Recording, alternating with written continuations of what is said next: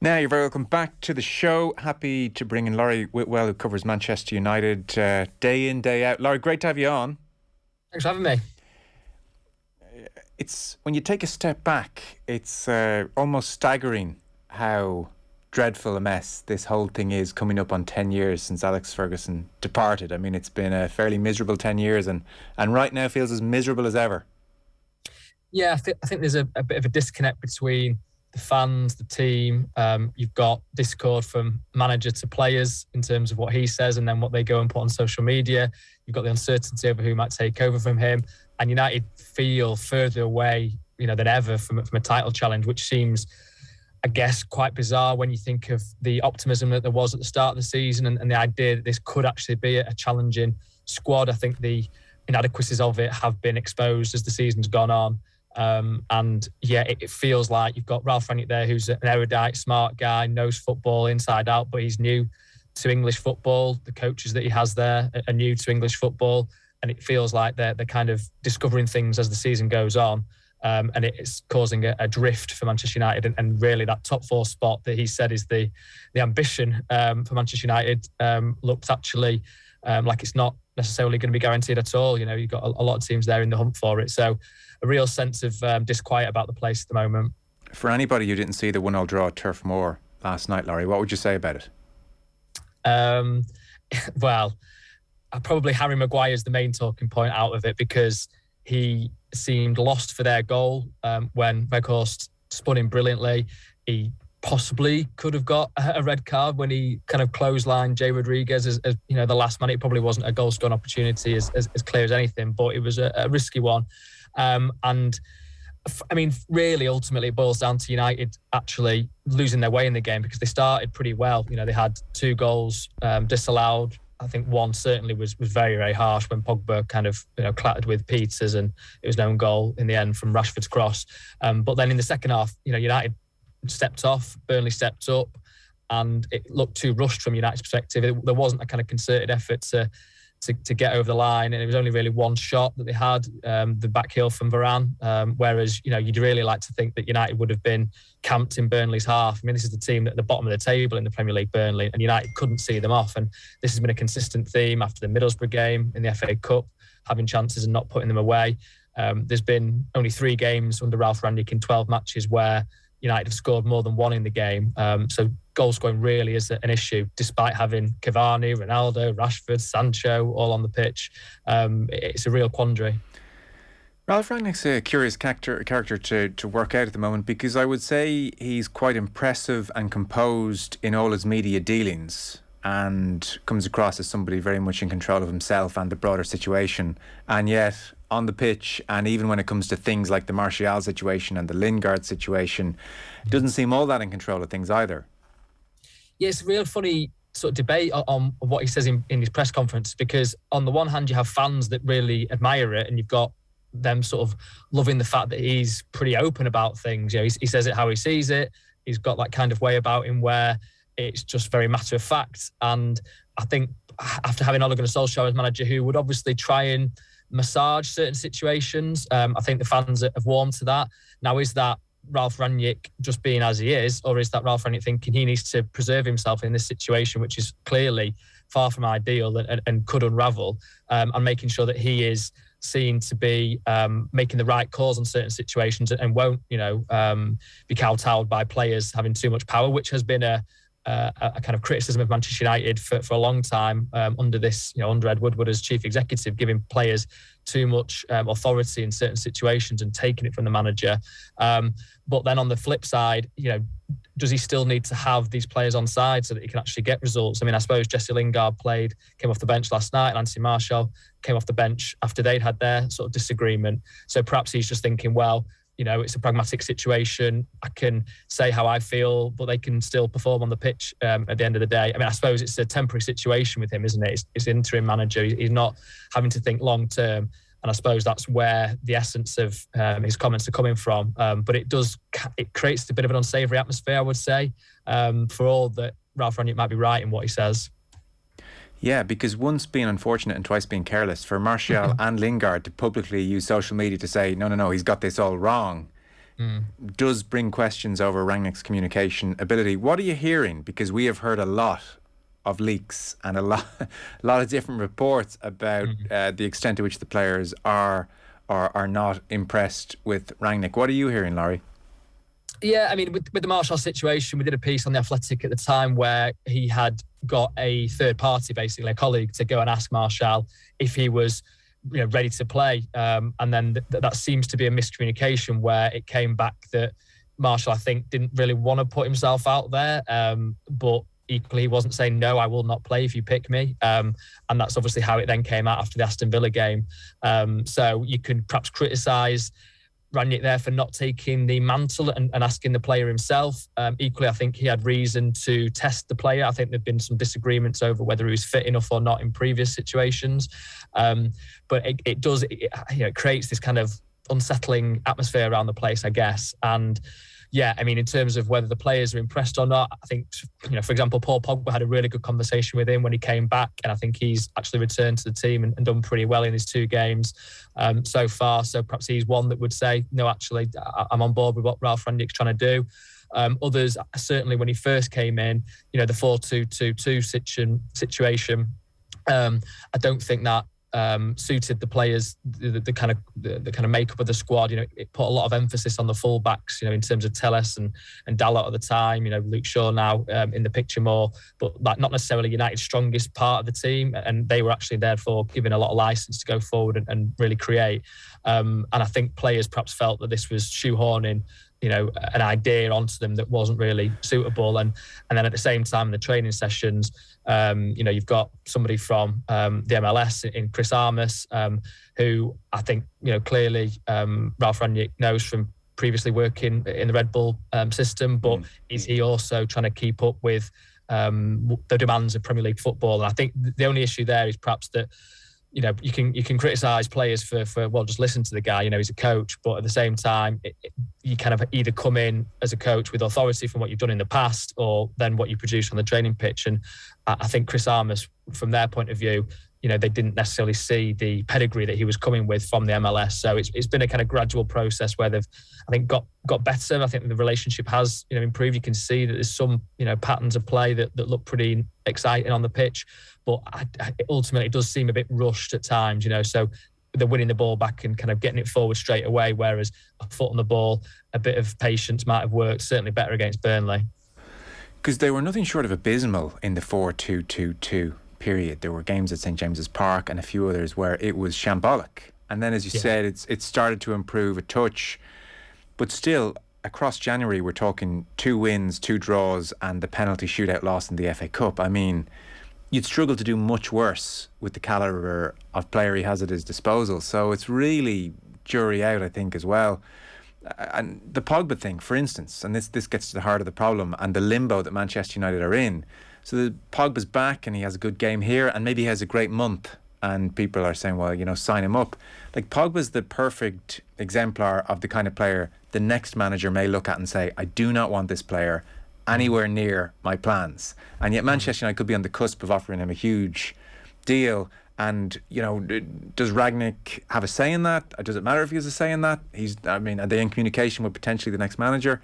There's just this constant sense of nothing there is aligned in a healthy way. And whether they let Pogba go for nothing, or whether they sign him and offer him $500,000 a week or 300 grand a week, you just feel like this is not a smart way of doing business. It's not a football way of doing business. And they're just destined into the next tenure to have problems like Pogba. Yeah, you're spot on. I think there's a lack of leadership really from the executive. So you've obviously got Richard Arnold taking over from Ed Woodward, and I think he's kind of trying to get to grips with the situation that he's now inheriting. But you do have this state of kind of drift really, where there needs to be strong personalities in there overseeing the squad makeup, deciding these kind of things, immediately. As you say, how can you have a situation where you're going into a summer, you don't necessarily know who your manager's going to be? Clearly, we've heard talks about Mauricio Pochettino or Erik ten Hag, but as you say, really they would want to have a look at the squad first before you make any kind of major decisions like this. I mean, Paul Pogba has been offered a contract at Manchester United since last summer. It's kind of on the table still, and still he's kind of waiting to see. And I think his impression of whether he signs that or whether he stays at United will be on how he feels at the time, when it comes to the end of the season, which, is perhaps the tail wagging the dog, really. Yeah. And it's not a satisfactory situation, but United allow this to happen time and again, where they let situations just kind of trundle on without any kind of sense of, urgency, where they have to grasp it and get to grips with it. Yeah. Really, Ralph Rangnick, I think he ideally would have wanted players in January, certainly. With letting go of Anthony Martial, I think he would have happily, said to Jesse Lingard, you can go to Newcastle. He was overruled on that decision by the board, so you can kind of get a sense of where his authority lies in this situation. And also with the Mason Greenwood thing, he's going to be out for the foreseeable future. He obviously would have wanted a player in. Ralph Rangnick mentioned Greenwood twice in his pre-match press conference in terms of Cavani and Lingard, allowing Cavani an extra couple of days back in Uruguay. Therefore, he missed the Middlesbrough match. So, he clearly is thinking of that as a part of the squad that he would have liked to solve. But United basically said, we're not going to react to situations and bring in players that perhaps cost a lot of money and the next manager might not want. But then you get this sense of, it feels like a lack of care, really, where, they're kind of just letting things, I've said it before, but drift. And it will become a crucial point if they don't make the top four, because Champions League money and the ability to attract players will be huge in that regard. Well, everything you said there would be so worrying from a Manchester United point of view. So here is your current interim manager who's working with the players every day, and he's your future, on a consultancy basis or otherwise, director of football type, and he's making recommendations, or his views on players are being ignored. Therefore, what is the point in having Rangnick stay on for a further 2 years if you value his opinion so little whilst he's working with the players currently? I mean, it's just, none of this makes any sense. It is staggering how badly this club is being run. And I would think, say it's Pochettino, I would think it's entirely possible Pochettino would look at Paul Pogba and say, look, I want, akin to Rangnick, I want high pressing, I want a certain kind of energy or attitude in midfield. And so, am I going to put a 500,000 player a week on the bench? That's just going to create trouble. So, I don't know. It's kind of hard not to think that they're just in this real state of limbo. What's the Ronaldo situation now? He's equalled his longest drought in 12 years. 12 years. Which, this is they're talking about Boris Johnson's toxic embrace. This is the Manchester United toxic embrace now. Come close and will really ruin you. So where is Rangnick with Ronaldo, do you suspect? And where is Ronaldo with Manchester United? I can't think he wants to see out his closing days in this kind of a situation. Yeah, we heard whispers of it sort of way back when it was kind of spiraled under Solskjaer, this idea from teammates that, they kind of sensed, would Ronaldo actually stick around for his second year? He's actually got an option of a third year, so on paper it would be 2 more years. But Boris and Ronaldo to be here in 2 years' time. What are the odds, Laurie? I don't know. This is the thing. You think no right now, don't you? Think something's got to give, particularly with the certain prime minister. But he's survived worse, and maybe Ronaldo, maybe they're locked in this embrace because he's on an awful lot of money. Where does he go from Manchester United? Albeit, he might think, actually, I'd rather have some kind of silverware at the end of my career than this sort of state of flux and kind of, disappointment. I suppose the Champions League gives some salvation. They've got Atletico Madrid towards the end of this month, and, stranger things have happened. Teams have made it to the final, which haven't been, anywhere near the best teams in Europe. So you never know, they could get lucky. But I think, the Ronaldo thing has been something that Rangnick sort of wrestled with. That was the first time that he started him on the bench in a game. He's not been in the team before, but he's been sort of injured. So this is the kind of first time that he could have picked him and he put him on the bench. But then he traded out Cavani rather than put them on up top together, which I think perhaps might have worked a bit better against Burnley, sort of being quite narrow and letting United have it in wide areas, sort of have another sort of central forward. Perhaps would have broken the stalemate. But I think he clearly really would like, he said it before the game, didn't he, in terms of Cavani, he likes players from the front that can press high, that can run around, and Ronaldo just isn't that player. He probably hasn't ever properly been that player, but United compensated back in the day, even when he was a winger, with getting people that could do that. Wayne Rooney, for example, doing a lot of the leg work. And but I think he's another one where, as you said about Pogba, if he signs for a mega contract, every time that Ronaldo's not in the starting lineup, it's a story, it's a kind of debating point, and that can wear the situation down. And clearly Ronaldo is not someone who's content to sit on the bench. We see him run off at the end of games, pretty sharpish. He doesn't hide his feelings. He's certainly made his feelings clear on wanting to play an awful lot. So that's by the way, poor enough again. As I understand it, I didn't see the full game, but I think he was sharpish down the tunnel again. Yeah. He's not naive. He knows what message that sends out. I am not happy. Yeah, I think so. He did it after the Everton game. That was the first one where it looked, kind of deliberate, I suppose. Pointed, yeah. And obviously he'd started on the bench in that game, and we saw the Sir Alex Ferguson video with Khabib, the UFC fighter, afterwards, which is the most surreal episode, I think, in recent years. Yeah. But yeah, clearly, and he's done this sort of frequently, and it's been raised, by people. Gary Neville obviously has raised it, and internally, I think people have noticed it.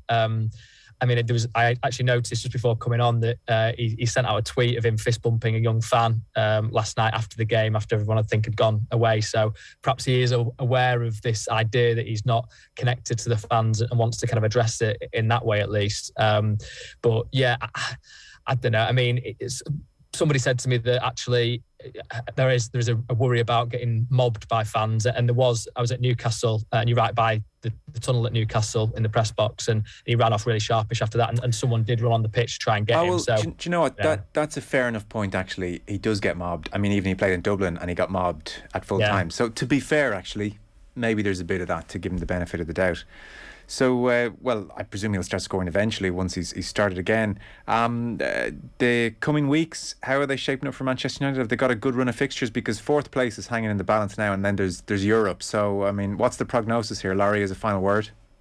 Yeah, I mean, they've had a sort of fairly modest run anyway, haven't they? And as you said earlier, the results haven't actually, been very modest. They've got Southampton at home on Saturday, and then Brighton at home in the delayed match on Tuesday, and then Leeds away on the Sunday, and then Atletico Madrid away. So you'd think that these next two games they really have to win back to back at home. To teams lower down in the table. Okay, they're good football inside, but if United are going to finish in the top four, and perhaps actually they might be better against football inside, a bit more space. Particularly on the transition, which is clearly where Rangnick feels that he wants his team to play.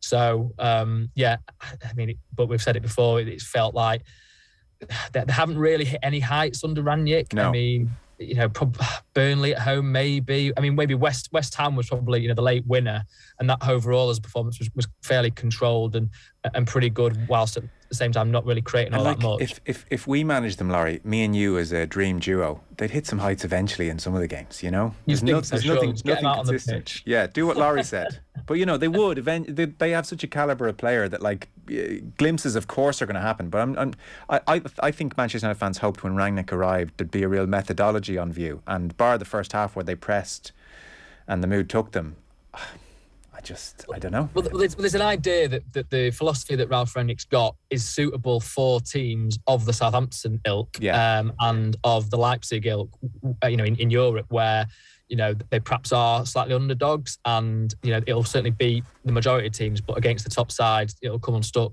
And I think when you look at a team like Manchester United, they need to have perhaps they should be having a lot of possession of the ball. It shouldn't be that they're trying to win it high up and turn over. I know that Liverpool play in a sort of way like that, but it's more modified than I think what United are playing right now. There's obviously more composure to it. And listen, obviously it's been years in the making at Liverpool. I think that's probably be unfair to judge Rangnick by what Klopp's been able to achieve in 5 or 6 years at Anfield. But at the same time, that there is a sense, when you speak to people in Europe, that actually it is tweaked. It's more of a considered approach, not too chaotic. Whereas I think the idea of winning the ball back quickly and having verticality perhaps doesn't suit United's players ultimately. But listen, he's the man in charge right now, and as I say, he is clearly a very sharp, intelligent guy, and I think you can see some progress with the team. I think that's fair to say, but whether or not there's been enough progress, or whether there will be progress from here to the end of the season, is a real question mark.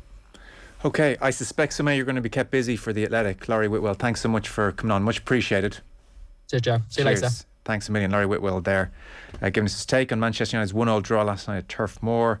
Our football show coverage is with thanks to Sky. Don't miss Liverpool-Leicester on Thursday night. It's live on BT Sport. We'll take a break.